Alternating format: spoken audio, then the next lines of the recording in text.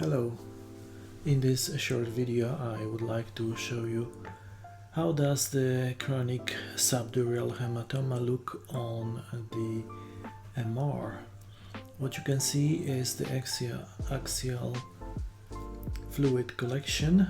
You can see subdural space very clearly with clear fluid, and subarachnoidal space with all the small tiny cortical veins that is compressed by this fluid. This is very characteristic.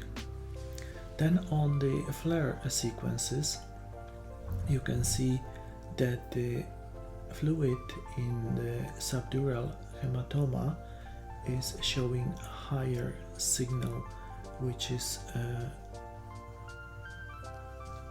due to the high protein content of the chronic hemorrhage.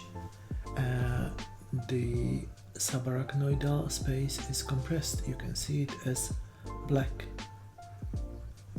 fluid on the convexity, the same on the coronal image and the same on the sagittal. So in other words, look at the flare images to confirm the subdural hematoma. Thank you for watching and see you on the next one.